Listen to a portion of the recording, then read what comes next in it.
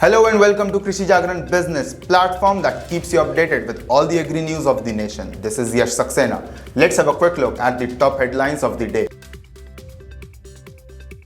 India's largest agri show, Kisan, starts from today. Centre allots 1,118 lakh tons of food grains and rupees 3.91 lakh crores as subsidy under the Pradhan Mantri Garib Kalyan Ann Yojana. UPASI urges Finance Minister Nirmala Sitharaman to increase funds for plantation sectors in union budget. National Space and Agriculture Department signs MOU to develop Krishi decision support system. Modi's business policy has boosted the number of startups, has increased from 400 to 80,000, says Kailash Chaudhary. Government's paddy procurement increased by 13% at 38 million tons till December 1, according to FCI. Millets should have a dignified place in our plates, says Narendra Singh Tomar at an event in New Delhi. Agri Ministry announces partnership with ISB-led Consortium to strengthen agriculture nutrition convergence. Sardar Vallabhbhai Patel University of Agriculture and Technology turns out to be first university to reach out to farmers' field through Tele-Agriculture. Yogi asks officials to focus on alternative energy sources to reduce cost and pollution.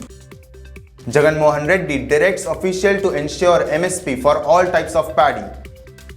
Bad news for farmers. Tamil Nadu government bans yellow phosphorus paste.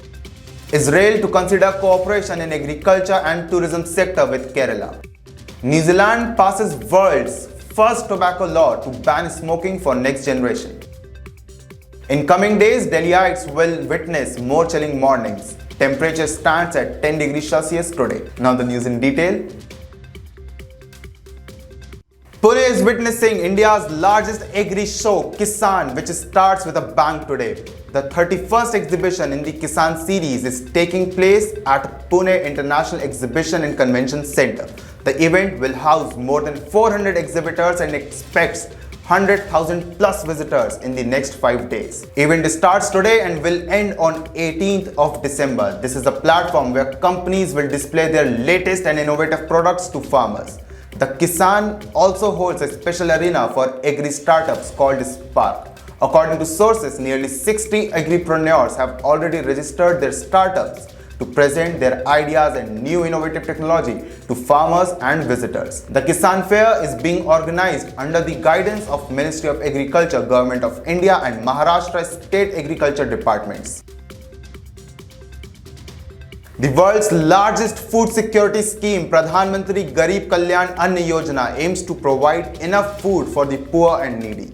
Has allocated approximately 1,200 lakh tons of food grains to states and union territories for free distribution under it so far, with a food subsidy outlay of around 3.91 lakh crores, according to a statement from Ministry of Consumer Affairs, Food and Public Distribution. The scheme, which was started in March 2020 to help people across the nation during COVID lockdown, is extended again and now is in its 6th phase, which began in October and will end in December 2022. So far, the department has allocated approximately 1,118 lakh million ton food grains to states and UTs under the scheme. PMGKAY Phase 6 is currently operational in all states and UTs. Food must be provided to all beneficiaries under the public distribution system for Antyodaya Ann Yojana and priority household ration card holders as part of the scheme. The United Planters Association of Southern India, UPASI, has urged Union Finance Minister Nirmala Sitharaman to consider increasing allocations for the plantation sector in the union budget for 2023-24.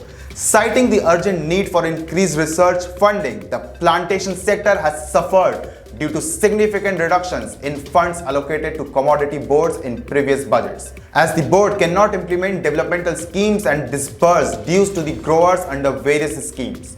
According to UPASI's pre-budget memorandum, the plantation sector is critical to the economy because of the large workforce it employs, particularly women, in backward regions of the nation. It will be challenging to pick interest and attract new investment in the sector unless there is guaranteed stability, according to UPASI President Jeffrey Rebel. The Department of Agriculture and Farmers Welfare and Department of Space signed a MOU to develop the Krishi decision support system, using geospatial technologies and related databases for enhancing evidence-based decision-making capability of all the stakeholders in the agriculture sector. The Ministry of Agriculture and Farmers Welfare is developing Krishi DSS, a decision support system on the lines of Gati Shakti using RISAT 1A and Vedas of Department of Space. This will enhance the evidence-based decision-making capability of all the stakeholders in the agriculture sector by way of integration with MOSDAC and Bhuvan, geo-platform of ISRO and systems of ICAR. Addressing the occasion, Union Minister Narendra Tomar said that a new dimension is being added in the field of agriculture. Revolution is being initiated in the agriculture sector through space science. The agreement between the Department of Agriculture and Department of Space will further enhance the strength of the agriculture sector. If this knowledge reaches the farmers, their production and productivity will increase. The quality of production will increase and export opportunities will also increase, he said. Union Minister of State for Agriculture and Farmers Welfare Kailash Chaudhary attended Startup Investment Felicitation Ceremony under Growth Acceleration Program organized by Startup Stairs in New Delhi on Tuesday. Addressing the program, Union Minister of State for Agriculture Kailash Chaudhary gave information and discussed in detail the schemes and programs of the central government under the leadership of Prime Minister Narendra Modi, like Digital India, Skill India and Startup India. Union Minister of State for Agriculture Kailash Chaudhary said that Prime Minister Narendra Modi launched Startup India in 2015 from the ramparts of Red Fort, where there were only 400 startups in the country before the Modi government in 2014. Today, the number of startups has increased to more than 80,000 due to the ease of doing business policy of the central government.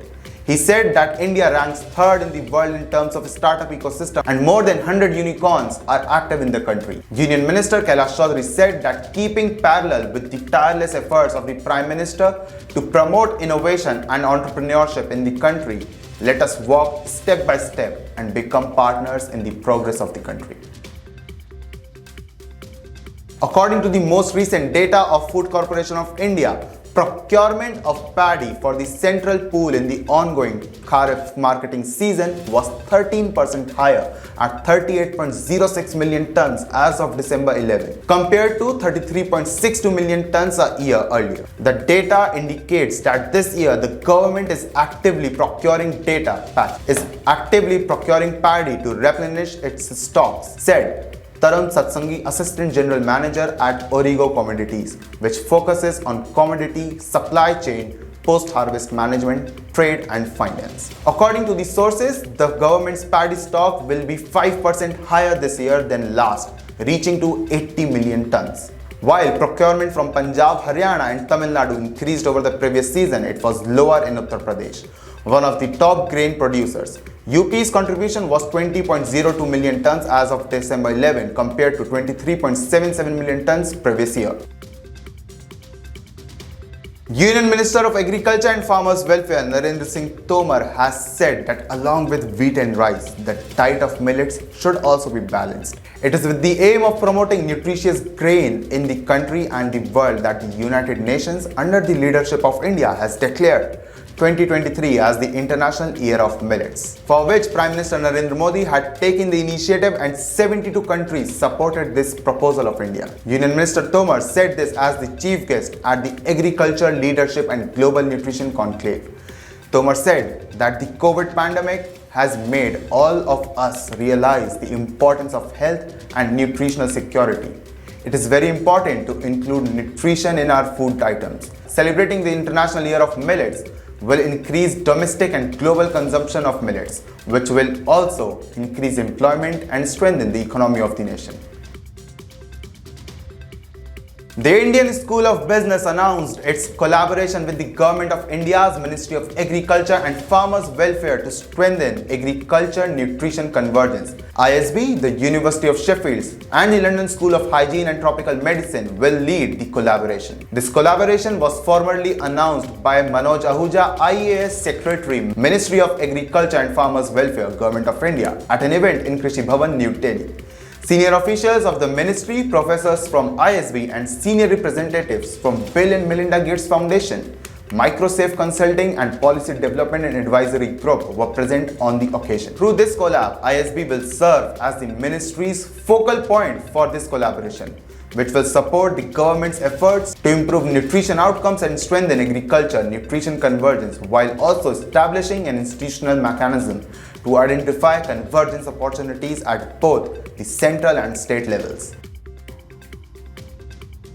Sardar Vallabhbhai Patel University of Agriculture and Technology is the first such agricultural school not only in the state but also in the country, which has made available the facility of directly connecting the universities to farmers' field to observe the first line test on the farmers' field and to solve the problems of the farmers.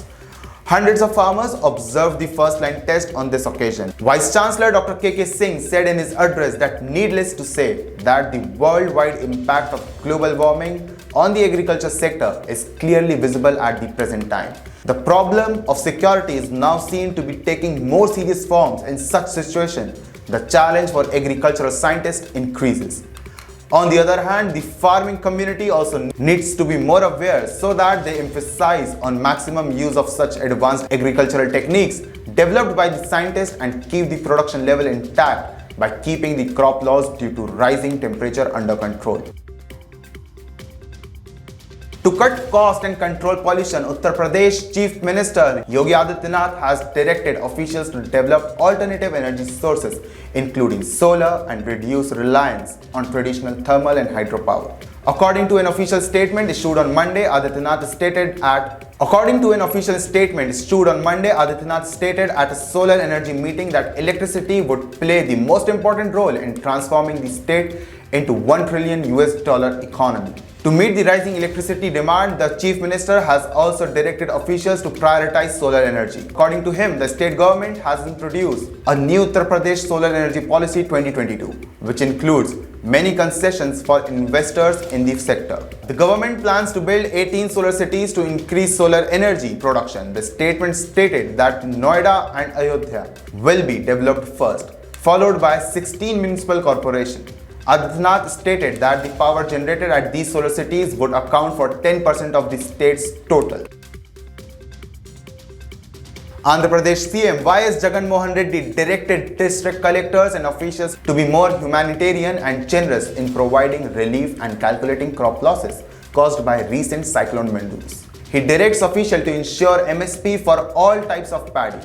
According to an official release, the Andhra Pradesh Chief Minister held a virtual meeting with the collectors at his camp office to assess the affected district situation due to cyclone. Because the farmers can back calculate the expected margin, MSP provides a powerful signal to the farmers to exercise the choice of sowing a specific crop. MSP declared by the government encourages farmers covered by the study to adopt improved farming methods such as high-yielding varieties of seed, organic manure, chemical fertilizer, pesticide, and improved harvesting methods, among others. The Chief Minister also stated that if a house is flooded, the family should be given 2,000 rupees in cash, and ration supplies and assistance should be extended regardless of town or village. Taking into consideration the use of 3% yellow phosphorus, or I should say phosphorus paste, being one of the key contributing factors to suicidal fatalities in the state, as per the state branch of National Health Mission, Tamil Nadu government has decided to put ban on it. The ban comes after a prominent committee recommended outlawing the drug. Under the Insecticides Act of 1968, the Tamil Nadu government has outlawed the sale and use of phosphorus paste or any preparations consisting the material. Further, the sale, stocking, display and use of 6 other hazardous pesticides that are detrimental to humans and animals have also been prohibited for 60 days under the same act. According to the terms of the 1968 Insecticide Act, the governor of the state has outlawed the sale and distribution of 6 insecticides including monocrotophos, profenophos, acetate, profenophos with cypermethrin, chloropyrifos with cypermethrin and chloropyrifos. Israel has expressed a willingness to consider cooperation with Kerala in the sectors of agriculture and tourism. Consul General of Israel to South India informed Chief Minister Pinarayi that they would favorably consider the possibilities of cooperation. The meeting was held at Chief Minister's office on Tuesday. I am assured that she would discuss with the Ministry of Tourism in Israel to see how cooperation in the tourism sector can be taken forward. The Consul General also assured to continue the official level talks in connection with the signing of MOU with Israel companies for the development of the value-added farm products. The CM welcomed the Consul General's assurance of cooperation, and during the meeting, Vijayan also recalled the long-standing relationship with Israel and talked about the symbols of early Jewish settlements in the southern state. Future generations of New Zealanders will be banned from purchasing tobacco as part of the package of new anti-smoking laws that passed Parliament on Tuesday, that are among the most strict parliaments in the world. The suite of new laws include bans on selling tobacco to anyone born or after January 1, 2009. Punishable by fines up to Rs 150,000 New Zealand dollars. The ban will remain in place for persons' whole life. The legislation will also reduce the amount of nicotine allowed in smoked tobacco products and cut the number of retailers able to sell tobacco by 90%. This legislation accelerates progress towards a smoke-free future, Associate Health Minister Dr. Ayesha Viral said in a statement.